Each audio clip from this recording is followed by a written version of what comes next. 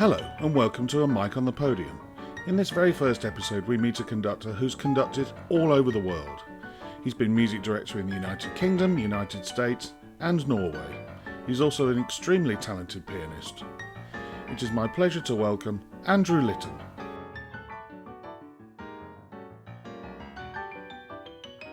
Great to talk to you, Andrew. How are you? I'm fine, thanks. It's wonderful to talk to you. Thanks for the opportunity. Not a problem at all. I wonder whether we could start, like I have done with every conductor. Let's go back to the very beginning. What were your very earliest musical experiences? I grew up in New York City, Upper West Side, right near the Lincoln Center, and was surrounded by music because both my parents were always listening to it. And when I was 5, my kindergarten teacher said to my mother I should be given piano lessons. Now, I have no idea why she said that, but off I went for my first lesson. I was so shy at that age. I know, Mike, you have a hard time believing this, but if you I was one of those little kids, if you said hi to me, I was stuck for an answer, so but I loved the piano, like right away, just fell in love with the piano. And then suddenly, and you know how it is with kids, when you can do something, you gain self-assurance. And so piano was like a means for me to come out of my shell, as it were. And everything was going along fine until I started going to the Leonard Bernstein Young People's Concerts when I was 10. And it would be a much better story if I told you it was the very first concert that was an epiphany. It wasn't. I was squirming like all the other little kids. But the 4th or 5th one I went to, he did a program on Respighi Pines of Rome called Anatomy of an Orchestra. And it was so visceral and colorful and exciting. I just came bouncing out of the concert hall that's, then Philharmonic Hall, as it was called. It's had several name changes since. And I said to my mom, I want to be a conductor. And she just sort of rolled her eyes, I remember. Because that very morning I was talking about wanting to be a fireman. So she really didn't take it very seriously. But fortunately, there was a very dear family friend who happened to be the timpanist in the Metropolitan Opera. And he, Richard Horowitz, actually had a 66-year career, longest serving principal player, I think, in history, at the Met. And he just said, all right, if he wants to do that, he's mine. Basically, I spent 3 to 4 nights a week practicing piano and homework done in the pit of the Met next to him. And it was an incredible learning experience because, of course, back then it was the same group of musicians basically every night. But it was amazing to me. I could even tell then how differently they sounded depending on who was conducting, and wow. It was fun because, of course, back then I didn't know any of the pieces, and especially Italian operas filled with sudden fortissimo timpani rolls, usually when somebody's been discovered to be a traitor or, having an affair or whatever. And so he had the system where he'd go, psst, and I'd cover my ears, and finally I got to the point where I knew the pieces. He didn't have to do that anymore. And when I was 13 or 14, I was good enough at score reading that he actually set me up with my own lit music stand. So I'd be sitting in the pit. It was an amazing education. So that really was the early experiences I had. And it was really, as I said, fascinating to see how different musicians could sound depending on who was up there conducting. And so I took that away with me. And so I got into Juilliard, did my bachelor's and master's. In my master's was a double major in conducting. And a week after I graduated, I got a phone call from the National Symphony in Washington saying, Rostropovich would like to invite you to come down and audition. Somebody had dropped out. That's why it was so last minute. And I went down to DC thinking, oh, there's no way. And I got the job. And it was amazing what an influence he had on me from that moment on. 4 years spent as his assistant and then associate conductor. And I think if I had to pick a single mentor out of all my background, it would be him. So when you were at Juilliard, who was your teacher teaching you conducting at Juilliard? Sixten Ehrling. And I'd actually started privately with him when I was 15. So I'd had some lessons with him already. So he was a fantastic teacher, actually, because he had the most in a way, cynical outlook towards everything. He'd say, like, he'd point to a bar and he'd say, here, the second horn is always going to be flat. Here, the third clarinet is going to play the wrong note. Here, you know, and Oh, brilliant. it was so interesting. While meanwhile, he's chain smoking, you know, back in the day. And it was phenomenal because as I became a conductor and went from orchestra to orchestra, I realized he was right. It didn't matter which orchestra, you know, there's certain things that happen in music that are consistent, whether Yeah, they be good or bad. yeah, that's right. Yeah, yeah. And was he mainly score preparation and learning and giving you these nuggets of wisdom, or did he also have? Uh, did he also teach you stick technique? Oh yeah, it was mostly score prep, but we had class with orchestra, you know, and there you are standing in front of your peers, your friends, Yeah, it's and hard. Yeah. he again having this acid tongue sort of thing. He said, "Stop, stop, stop! Did you see a downbeat? I didn't see a downbeat. Anybody here see a downbeat?" Yeah, thanks for that. Yeah. But you know what? That prepares you for the real world. You know, I mean, Yeah, yeah. there's no way you're not ready for anything if you've been treated that way early on. And when I got older and started to have a career, we actually became great friends. He was actually a pussycat underneath all of that armor of I don't know, anger. Yeah. He was great. He was a great guy. Like I said, I really felt I learned a lot from him. And going back then to starting straight away in Washington with Rostropovich, how was your relationship with Rostropovich? My relationship with Rostropovich was really special. I at first thought, oh, I'm never going to see this guy aside from when I'm covering his concerts. But he lived there. He lived in D.C. and I would be conducting a children's concert, and I'd look out, you know, as I bowed, I could see, oh my gosh, he's here. He had a very distinctive profile, sort of like Hitchcock, and Mm. I'd see it in the shadows in the first tier. And I'd go, oh gosh!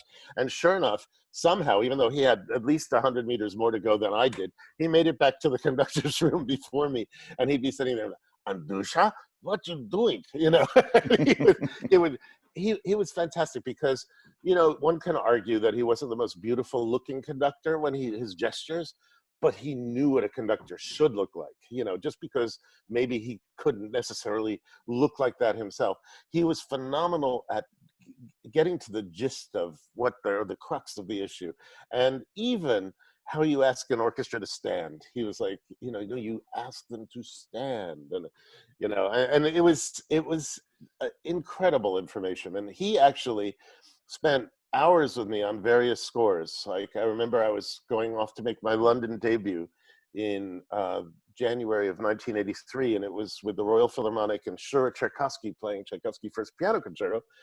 And so he went through the Tchaikovsky First Piano Concerto with me in such detail, and I'm thinking to myself, this is a cellist. How does he know all this Mm. stuff? I had played the piece, and he gave me more insight into it than I had gleaned as a pianist. So no, he was phenomenal and very generous with his time. And then he also in a way corrupted me as far as, no, let's skip that. Let's kind of talk about drinking. So, anyway.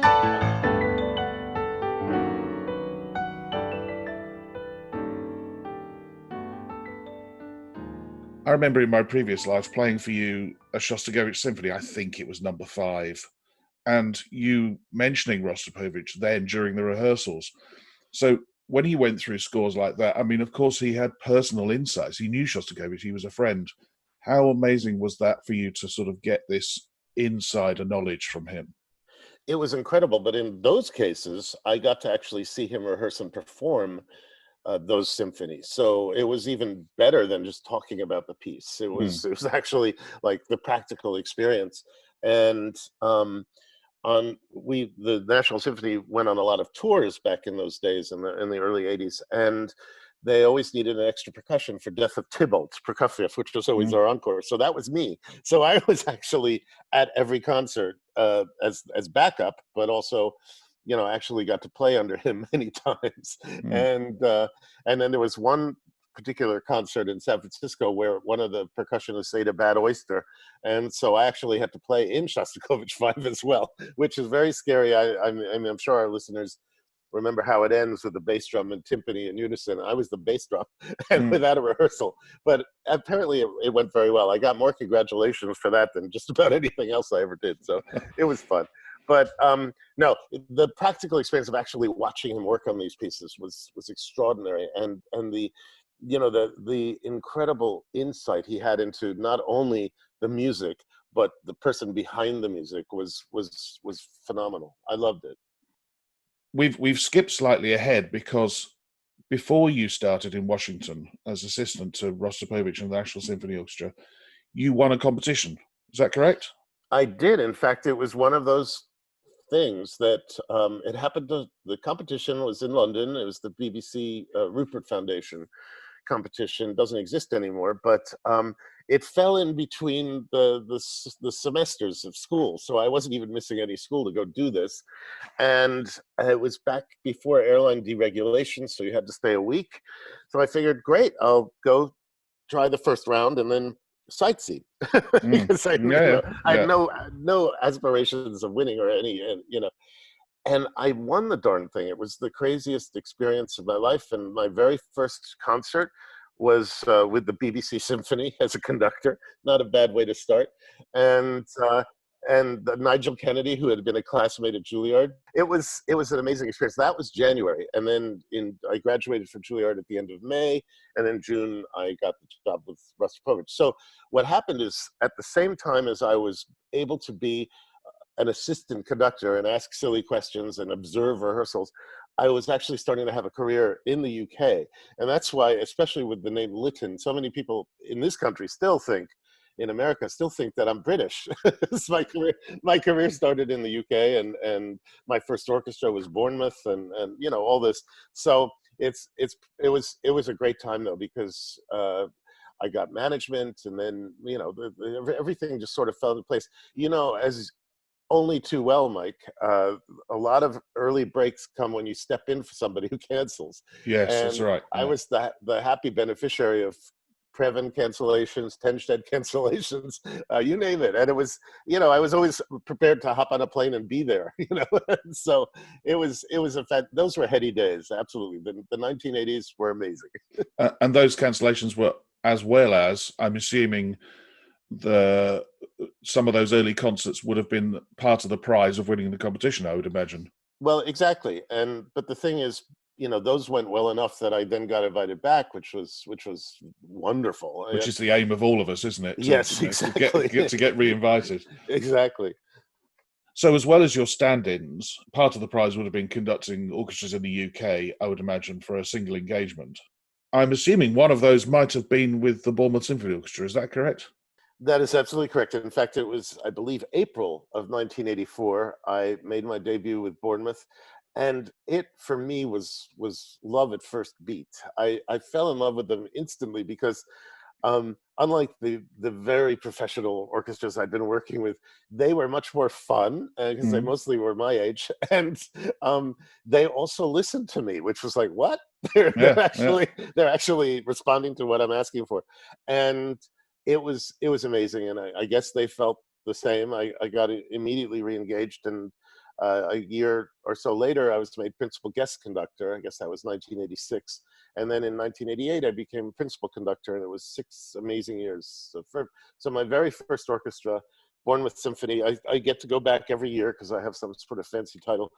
And what I love about it is, even though there are only about 9 players left from my original orchestra, because I've gone back every year, I still know everybody, so it's a fantastic experience every time I go back. They're just amazing. They seem to have some players who are there for a long time. The very first time I went and worked with the Bournemouth, I did Elgar's in the South. And at the end of playing it through for the first time, I said to the orchestra how wonderfully they played it. And also, I thought the seminal recording was the Bournemouth Symphony Orchestra with Silvestri. I said, I bet nobody here was on that recording. And one person put their hand up, and it was the second bassoon. He said, yeah, I was on it. So obviously there's this sort of horizontal, this linear, that people stay there for a long time, that they love playing with that orchestra. Exactly, and also that's not a bad part of the country to have to, set up camp. No, not at all. No, it's no. it's really lovely down there. So yeah, so I'm just very fortunate that I get to just to visit once a year, and still keep up those relationships. Were you ever doing Bournemouth and Dallas at the same time? No, I got Dallas in 1992 as music director designate, starting in '94, and so I left Bournemouth at the end of the '93-'94 season, which was also our centenary, and started in Dallas '94-'95 as full-time music director. So it worked out very well. It was like a clean break and a chance to start anew in my country, which is it was a very special feeling. Looking down on the list of places you've been music director, Bournemouth for 6 years, Dallas for 12 years, Bergen for 12 years. Straight away, my first question to you would be, a British orchestra, an American orchestra, and a Norwegian orchestra. There must be huge differences in their approach to playing and their approach to you. Can you highlight any of those? Absolutely. Well, one of the most bizarre things to me, as especially as a young conductor, in Bournemouth, everybody was very sort of informal and funny and happy, and I don't know. There's just a lovely joie de vivre amongst the players. I get to Dallas, and everybody's so formal. I was Mr. Litton for 12 years, Wow. and Yeah.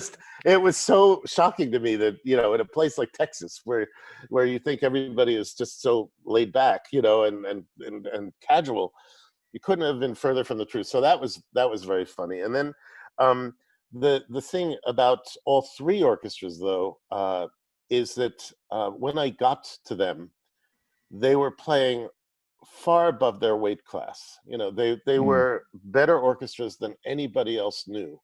And so my goal in all three cases was to take the orchestra out of the neighborhood, make people aware of the greatness that was there. And so Bournemouth traveled west of Penzance for the first time in 100 years. Mm. It's 100-year history when we came to America.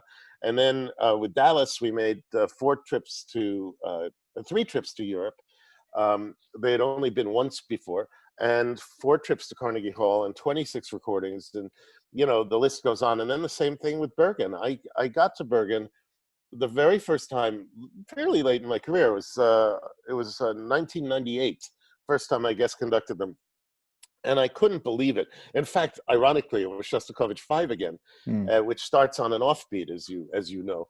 And I was walking to the hall going, God, has my career tanked so much that I'm in this cockamamie little town, with this an orchestra I've never heard of? And I give the preparatory beat, and the bassist and cello go, ba-da! And I fell backwards. I mean, I was so shocked. It was such an extraordinary sound. And so I just was like, okay, I'm going to calm down now and just really try and make music with this incredible orchestra.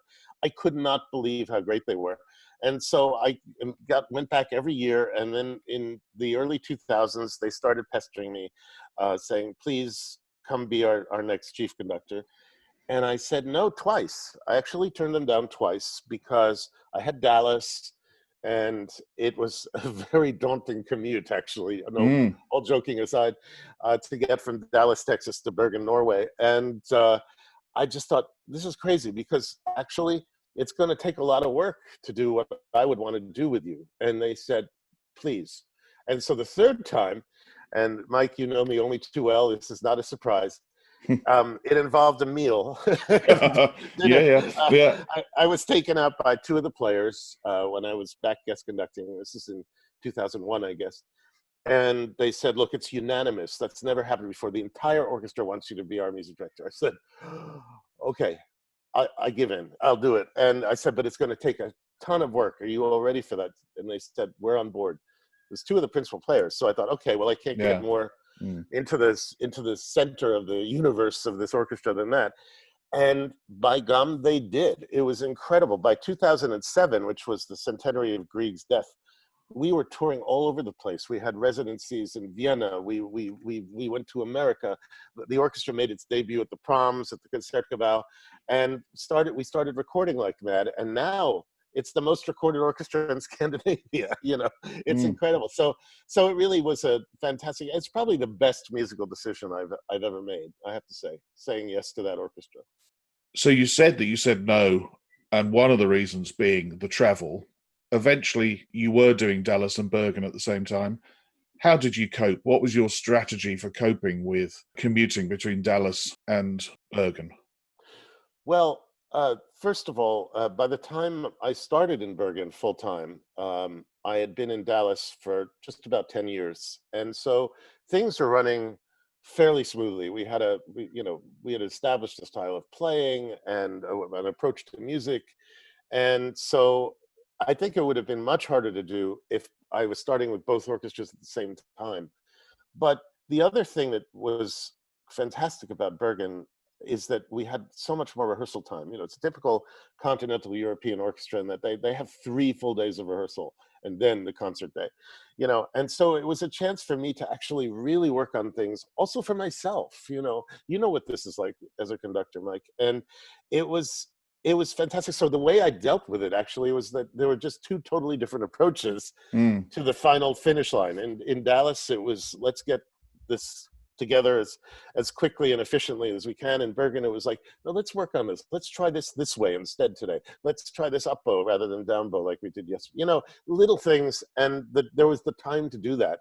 So sure, you get off the plane, you're tired and you're grumpy. I tell you, within the first 5 minutes of the first rehearsal, I was transformed because they played with such intensity and enthusiasm. Their playing was always just unabashed, like take no prisoners. And it was a tonic. It absolutely was. It just made any sort of fatigue or road warrior stress just disappear. So it was great. That's how I managed, to be honest. It was the music in the end. Yeah, well, the power of music can do strange and amazing things to the human body, and if it lifts you out of your jet lag or your tired funk, well, then that's an amazing thing, isn't it? It is. And the other thing that I've always felt is that it's not the orchestra's fault that you're tired or grumpy. It's your fault that you're tired or grumpy. They've been there. It's you that just flew in. Yeah, So I've always tried to keep that to myself anyway. So, I don't bring that to the job. But it was very easy to like I say, to have it all wash away instantly when I heard them play 5 minutes. I was, okay, that's why I'm here. I get it. yeah. I mean, later on, I'm going to ask you specifically about score learning and whatever. But do you work on planes, or do you just use that time to sleep and chill out and watch movies and relax? I used to work on planes all the time. I was the annoying one with the lights on, while everybody else is trying to sleep. But lately, I find that I'm so tired. It's just a fantastic chance to go to sleep without worry and maybe catch a movie, which I never get to see normally, and so that's been certainly the last 10 years. I've done very little plane study. But when I was starting out in the 80s, oh my gosh, I remember learning Enigma variations on a plane because I was conducting it in London, and I literally I got off the plane and I knew the piece, so I thought. I mean, Yeah, it was one of those incredible times when you're young and fearless, and you say, "Yeah, I can conduct that." yeah. We've all done that. Yeah. It's only after you give yourself a debrief that you sometimes think, well, maybe I wasn't quite in the best frame of mind and to have accepted that concert. Exactly. Yeah. Before I leave Bournemouth, Dallas, and Bergen as symphony orchestras, was the approach of the players similar or different? I know that you said that in Dallas they were much more formal in how they spoke to you, but in rehearsal, for instance, whether it was similar approaches or vastly different? Well, I think they were vastly different only because I was learning and developing as a person as well as a conductor. So when I started in Bournemouth, I had really no idea how to talk to an orchestra, And one of the players, in fact, the same second bassoon you referred to earlier, who had played in the Silvestri in the South, pulled me aside. Literally, he was 26 years old. He said, "Andrew, when you should come onto the platform, don't say hi, guys. Say good morning, ladies and gentlemen. Mm, It was mm. such a rudimentary, logical lesson. But of course, who I was this, very down to earth, earthy New Yorker, and I was talking to a bunch of Brits. So even though they were, as I said, very friendly and gregarious, there's still a formality aspect to what we do as conductors, and I think the same thing is true. For example, I I couldn't understand why in the UK it was basically when I was a kid, impossible to say, "Oh, that was so great," and then the next minute say, "That was so bad," because it's Yeah. too, you can't go to such extremes on the podium. You say, "Well, maybe we could perhaps try that again and get it a bit tighter or a bit more in tune," or Yeah. whatever. Yeah.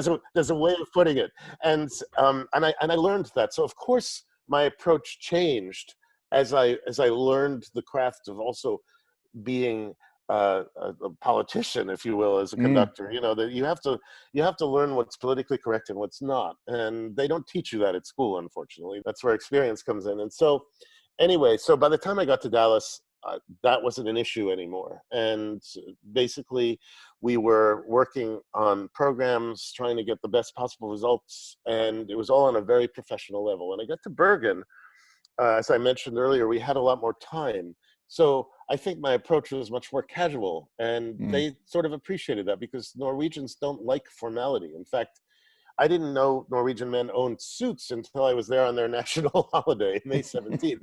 And then every guy's in a navy blue suit. I was like, whoa, I didn't know you guys had these. Whereas in Dallas, 7:30 a.m. board meetings, everybody's in black suits and ties. Um, so it was just a very different thing. And I guess I'm just talking about window dressing in a way, but it also impacted how you were as a person and how you were talking to an orchestra.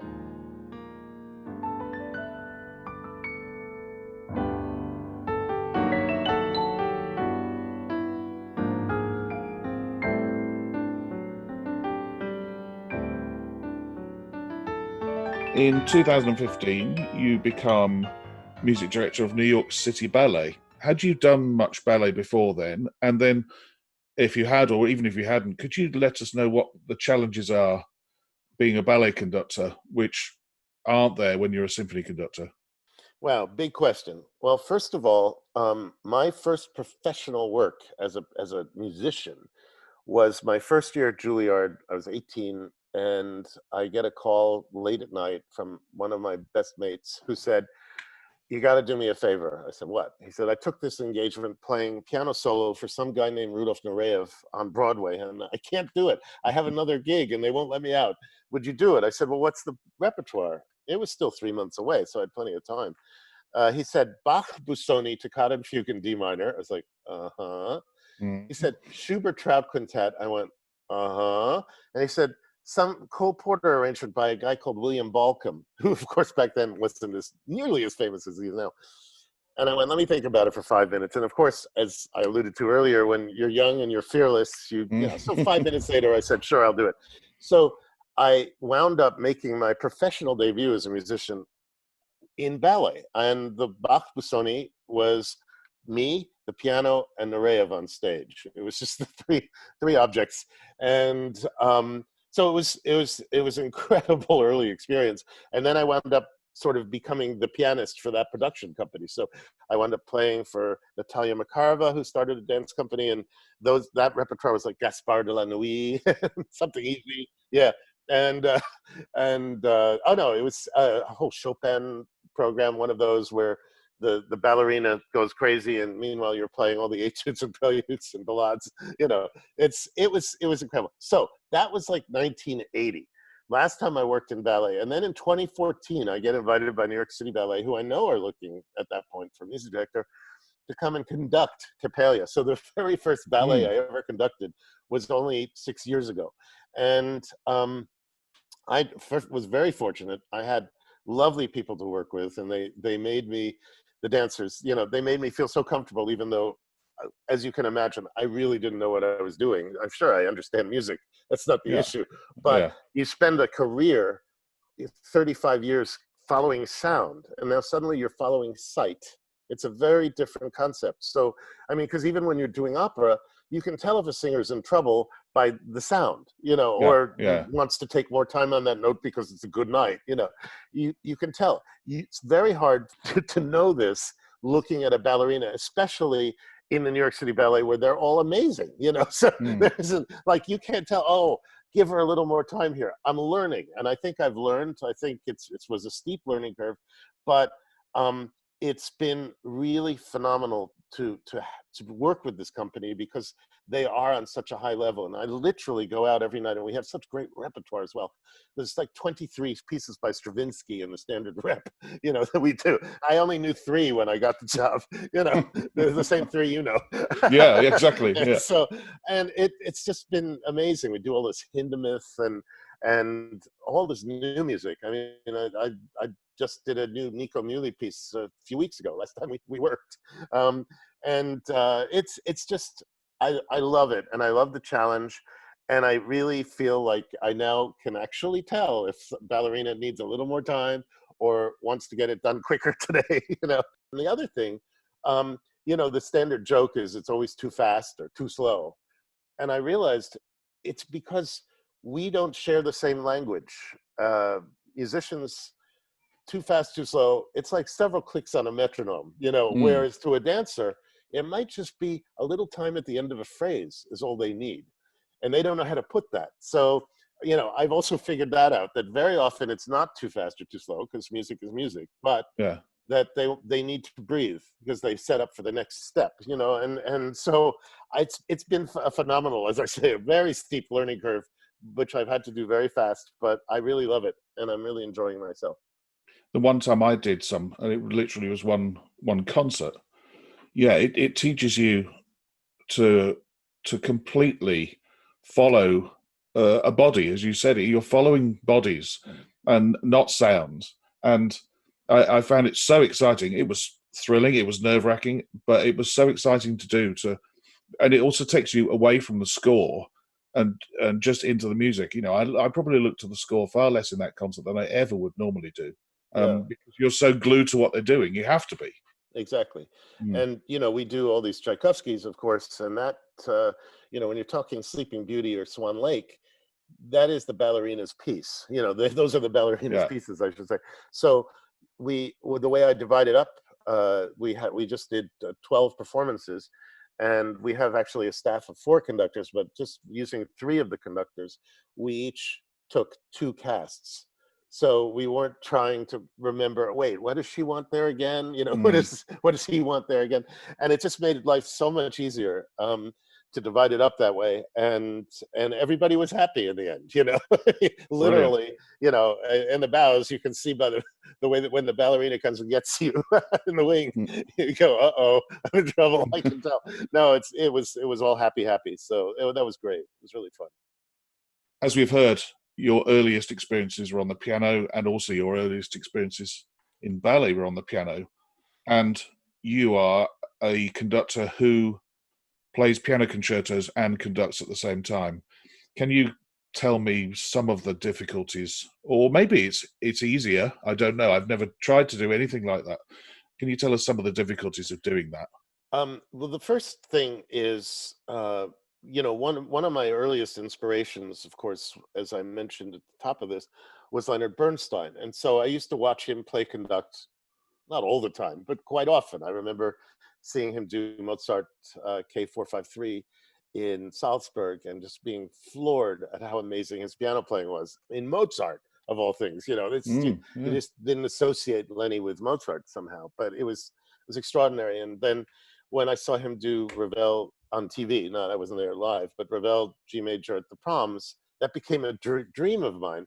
And I just thought, uh, you know, again, with the arrogance of youth, well, if he can do it, I can do it. And so really the repertoire that I have consistently done is repertoire where the piano and orchestra do not have an antagonistic relationship. Let me explain. Once we get to Beethoven, the orchestra starts to be much more of a protagonist in the story. And so it's very nice to have a conductor because the conductor controls the forces, and you don't get a sort of wah sound from the orchestra because everybody knows where to play. So you take a moment like in the upper concerto, bum ba-dum, bum ba-dum, bum ba-dum, boom, boom, boom, and it's just it's there's two equal forces in a way operating there. And so I find any repertoire like that to be a sort of a mistake to take away the conductor element. But the repertoire I do, like Ravel G major, is a chamber music piece. First of all, it's for a small string section. The second movement and third movements are all in one tempo. And there's one transition in the first movement that's slightly tricky that I just do twice. The tempo changes twice as fast. So that's it, and so a conductor is completely unnecessary in that piece. And every time I have to conduct it, I always feel like the third wheel, I feel like I'm intruding on, especially that gorgeous duet between the cor anglais and the piano. I feel like I'm intruding on somebody else's romance. And so when you're playing it yourself, you're part of that, much more part of that world. And it just makes so much sense that I find it comes together very quickly. Same with all the Gershwins, Rhapsody in Blue, of course, I've done a jillion times, and Concerto in F. The concerto is more tricky, it's true, but these are still pieces where you're basically bouncing off each other, and so the ensemble works. So I don't find there particular challenges as long as you're clever with what repertoire you're doing. Yeah. And so that's how I do it. Shostakovich second, same thing. Every movement is in one tempo, so it works really well. And of course, maybe you need another 15 minutes of rehearsal time with the orchestra because there is nobody to bring them in after the cadenza or whatever. Yeah. But the orchestras that one works with, they all know this repertoire anyway. So it does come together very quickly. And I love the feeling. I absolutely do. Do you teach conducting? I don't teach conducting. Several people have asked me about this, and up to now, there's never really been an opportunity. The closest I get to that is working with young people in orchestras. So last summer, I had the privilege of working with the National Youth Orchestra of Wales, and we did our little tour around Wales, which is also very interesting for me because I'd only been to Cardiff and Swansea before, so to actually see how beautiful that country is was stunning. But and when you work with youth orchestras, as you know, Mike, you have to actually teach because they're not necessarily able to just play it perfectly out of the box. You really have a more of a responsibility of explaining things and all of that. But that's the closest I've come to teaching. And someday I maybe would love to give it a shot. Do you enjoy working with youth orchestras? I do, because when you have to explain something in that level, you suddenly realize you're learning yourself.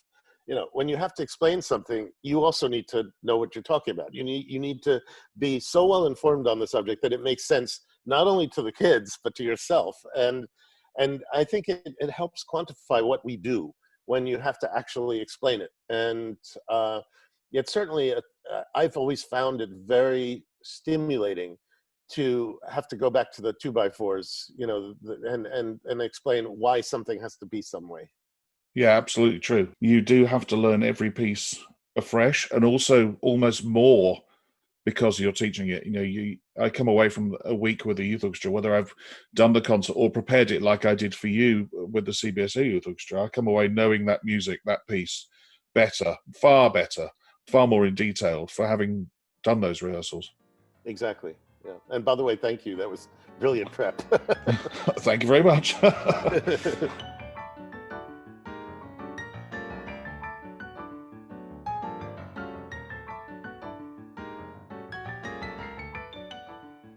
When you come to learn a new score, do you have a process that you always stick to? I mean, as we've heard, you're a great pianist. So do you sit at the piano and learn it, or do you sit at a desk and learn it? And also, do you mark things in?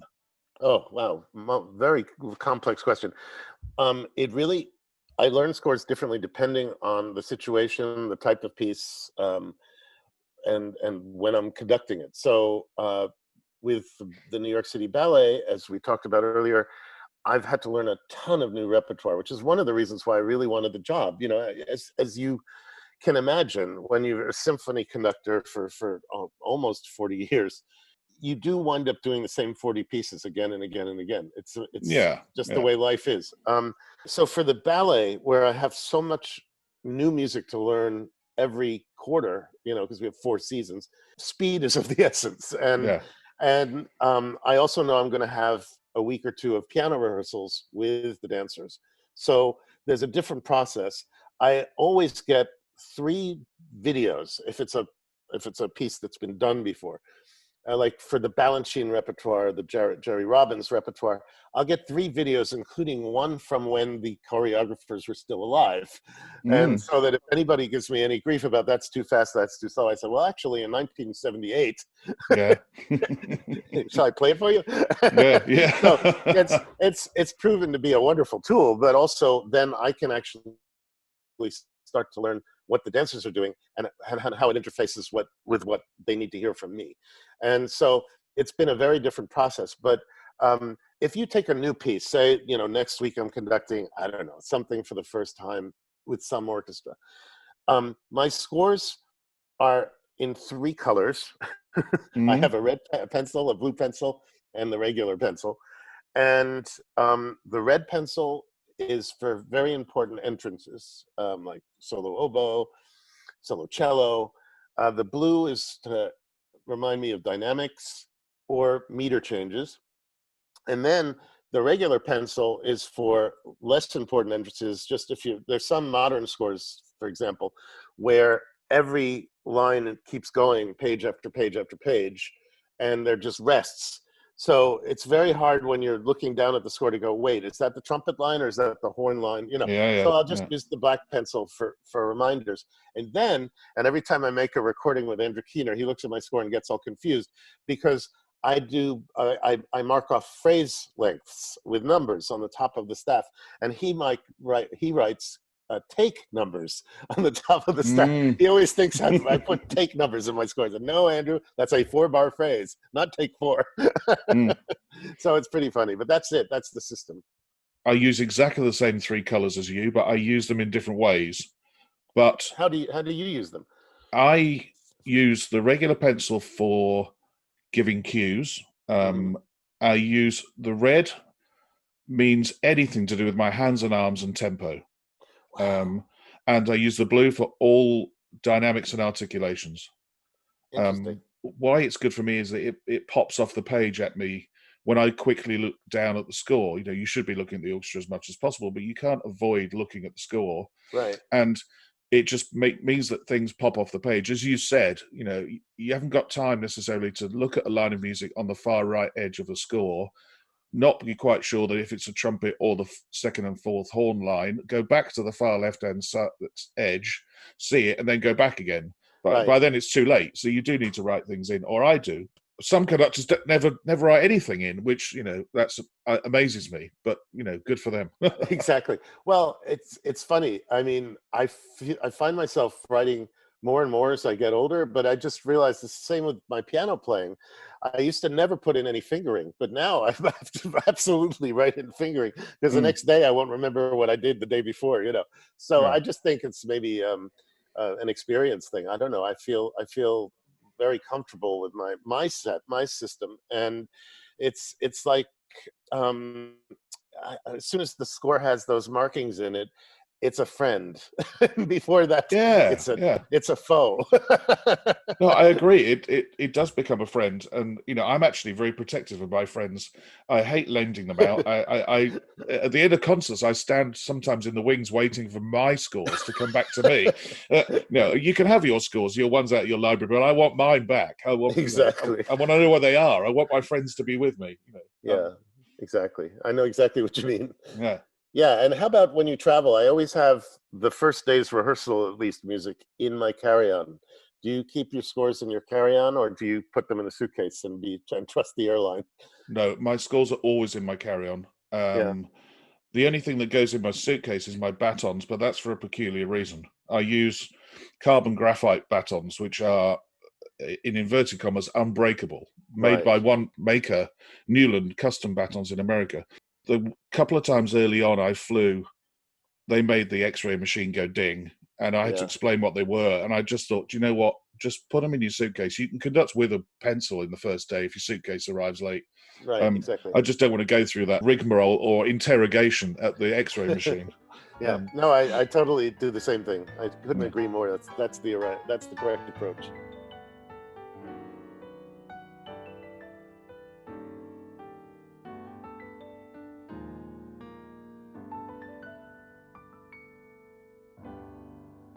So, Andrew, this podcast finishes with 10 questions, and these 10 questions will be the same for every single conductor, and you are no different. So, what sound or noise do you love, and what sound or noise do you hate?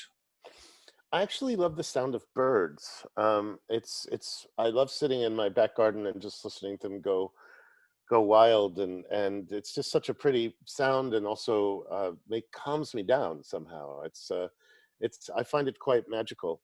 And the noise that I hate, I was really torn. I hate the sound of neighbors.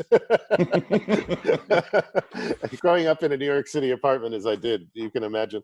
But I also hate the sound of a dentist's drill. So I think I'm going to go with that noise when you know you're about to feel pain. Yeah, that's the sound I'm going to go with that I hate. If you had 24 hours free, what would you spend it doing? Wow, 24 hours free. And you've said that it can't be anything to do with music. So No. I mean, I no music whatsoever. You've been banned from touching a score or a baton or going anywhere near a concert hall. What would you spend those 24 hours doing? Okay, which is, makes life hard for me because everything I do, even hobbies, are music related. For example, high-end audio, which I'm very much into. But having said that, my favorite thing off the stage is to hang out with friends and enjoy great food and wine. So I would have to say that would be, if I could choose something to do in my free time, it would be exactly that. Somebody once accused me of collecting friends, which I thought was such a nice image. I perhaps do, and maybe it comes from being an only child of two only children. But I love my friends and hanging out with them and just enjoying fantastic food. Nothing better. Having hung out with you and enjoyed fantastic food, I don't mind being collected. Thank you. It's no problem. Next, who would be a favourite conductor of yesteryear? Well, I'm sure many of my colleagues said Carlos Kleiber, so I won't say him because that's too obvious. But for me, it of course has to be Leonard Bernstein because he was such an early influence. I never met him. I didn't work with him, but I watched him so much as a kid growing up in New York City, and then on all those amazing Mahler videos that came out in the 80s. So I would have to say it would be Leonard Bernstein. And who would be a favourite current conductor? I would say Sir Simon Rattle. I have so much respect for him. I think his music making is extraordinary, but also the way he's risen to the top of the profession. I just think it's been really classy, and I have again, I don't really know him. We've met a couple of times, but I do really respect him and admire his work. What would be the hardest work you've ever conducted? I would say, from a sheer musical perspective, it was Schoenberg Gurrelieder. It's just this huge sprawling work and figuring it out, understanding where you needed to go and how you needed to get there, and dealing with the huge forces. I loved it. It was maybe one of the highlights of my conducting career, but it was very hard.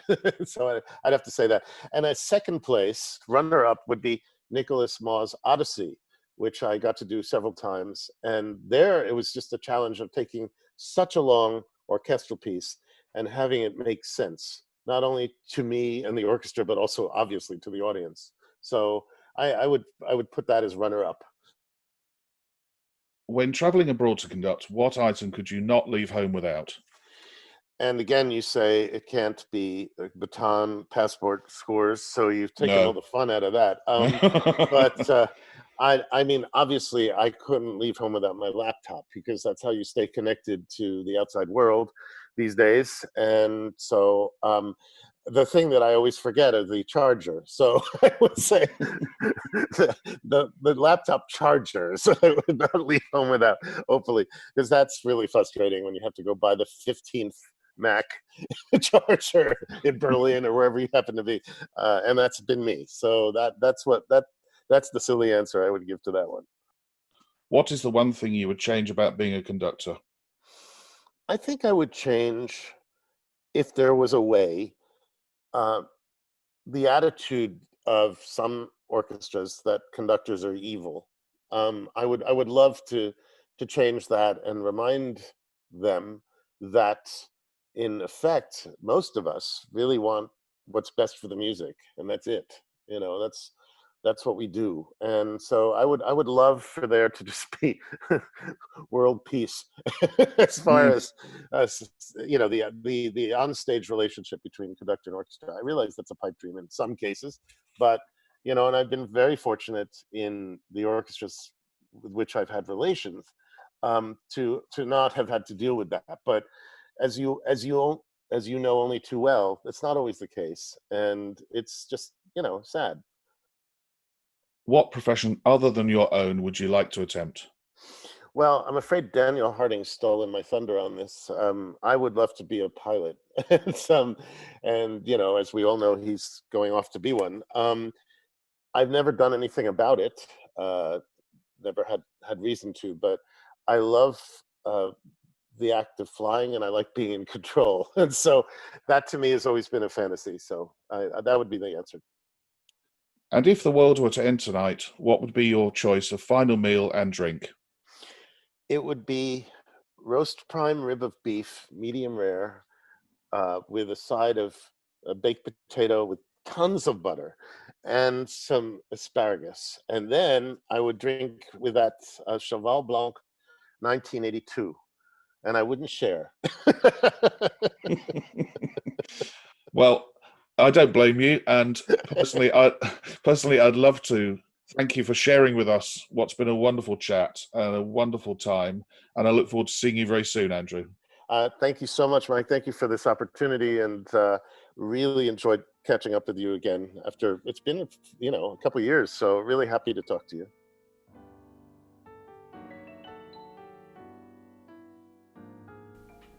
A Mic on the Podium was devised and produced by Michael Seal, with music by Ben Dawson. Next time, I talk to a conductor born and raised in New Zealand, who now lives and works in Scotland. She's also about to start as music director in Nova Scotia, Canada. Until then, bye bye!